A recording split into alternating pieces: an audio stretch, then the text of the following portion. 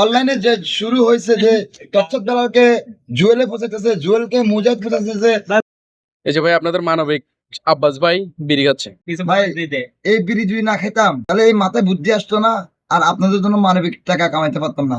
এই যে আপনাদেরকে এত হেল্প করি, এত কিছু দিই, কিভাবে এই সিগারেট খেয়ে বুদ্ধি বাড়ায় আর প্রবাসী ভাই আমাদেরকে কিছু দেয় না, আমরা কিছু পাই নাই, সব বোগাস, সব ভুয়া। ভাই আপনারা বলেন এদেরকে কি দেবো? ওদের হাত আছে, পা আছে, চোখ আছে, কান আছে, ওদেরকে কি দেবো?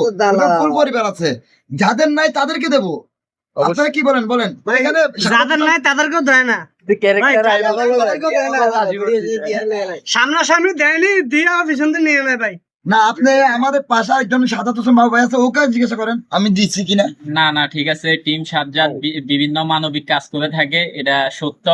আপনারা ওদেরকে সাপোর্ট করবেন ভাই। টিম সাজ্জাদ থেকে আব্বাস হোসেন দৈত্য লিপ নিছে বিতাড়িত এই টেনশনে আব্বাস ভাই সিগারেট খায়।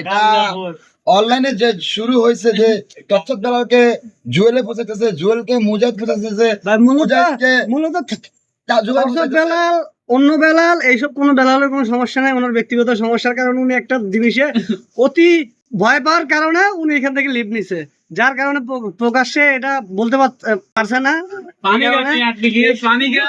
ভাই এই লোক কথা বলতে পারে না, মুখে কথা আছে, এর কথাগুলো আপনার শুনে কোনো লাভ আছে?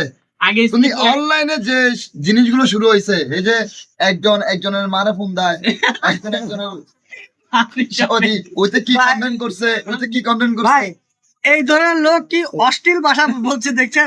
মানবিক কাজ করে এটা কি এদের দ্বারা কিভাবে সম্ভব মানবিক কাজ করা, যার কারণে ওনারা পিছপা হয়ে গেছে। আসলে এই ছেলেগুলা যা বলে কি বলবো, তাদের কোনো সামর্থ্য নাই। যেমন যারা আছে তাদের বিরুদ্ধে তো ওরা বলবেই, ওরা যদি এগুলো না বলে আমরা এগিয়ে যাব কিভাবে?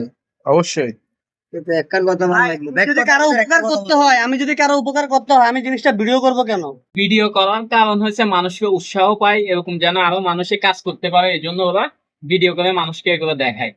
এগুলো দেখায় না, নিজের ভিউ ব্যবসা বাড়ানোর জন্য, নিজেদের ভিউ ব্যবসা বাড়ানোর জন্য। ঠিক আছে, আমি মানি ভাই, আপনার কথা আমি মানি, আমি ভিউ ব্যবসা করি, কিন্তু আমার ফেসবুক থেকে আমি যেটা ভিউ পেয়ে যেটা ইনকাম করি সেটা আমার জন্য।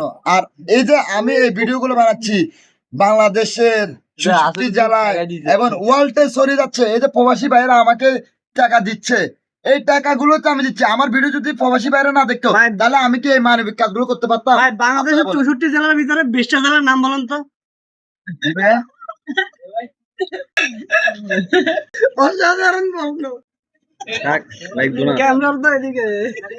20টা জেলার কথা বলতে বলছে। আচ্ছা আমি বলতেছি, দেখেন যেরকম চট্টগ্রামের ভিতরে দেখেন রাঙ্গামাটি একটা জেলা, বান্দরবান একটা জেলা, কক্সবাজার একটা জেলা, চট্টগ্রাম একটা জেলা, ঠিক আছে, সীতাকুণ্ড একটা জেলা।